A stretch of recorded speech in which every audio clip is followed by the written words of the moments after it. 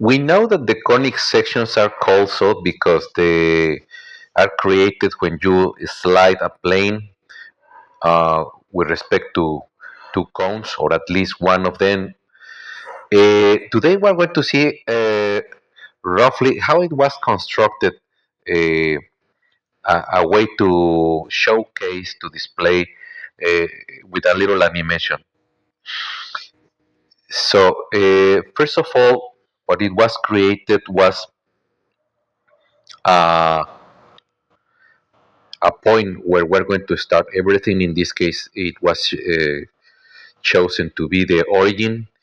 Then a line on reference, which became the z-axis,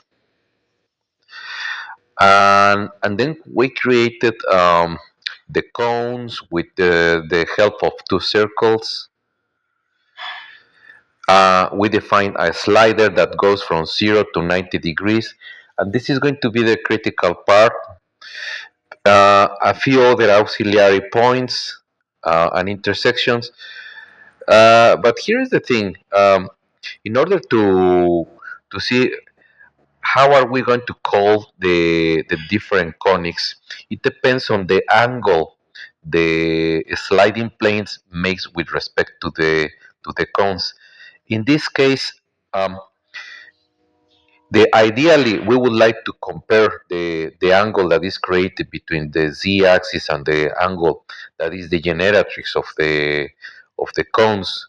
Um, but for reasons of how it is visualized and how it was easy to, or easiness of construction of the slicing plane, um, well, I have created a condition such that it is possible to see, well, how the depending on the angle of this slicing plane, how we want to call the respective conic section. And the important thing is uh, that the slicing angle, the slantness of the plane with respect to the vertical, to the z-axis or whatever the vertical axis we define, that's the way to define, well, depending on what is the degree of slantness, is going to create a different type of conic section.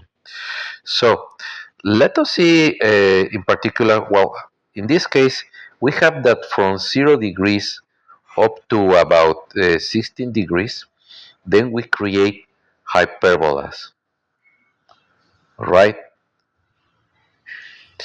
And if we continue, then only one of the cones slides, so that's a parabola.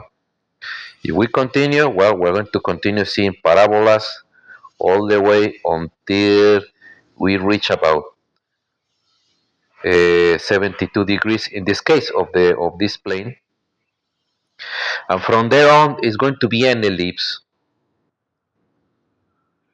until we get 90 degrees with respect to the vertical axis or the perpendicular axis with respect to this plane, and it's going to be a circle.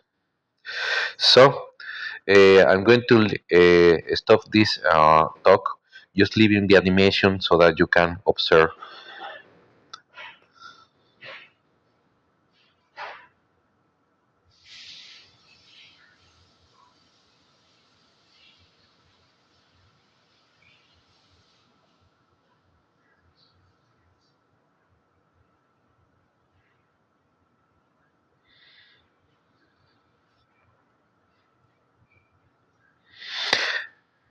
And I'm just going to show the rest of the auxiliary objects.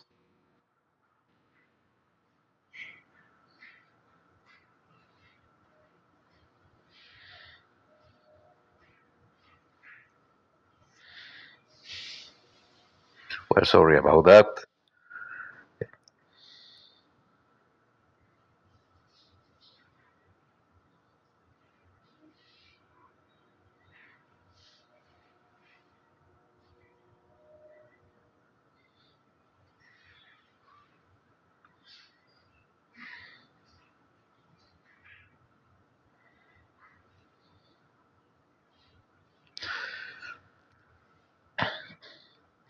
But of course, there are many ways to define this slicing plane.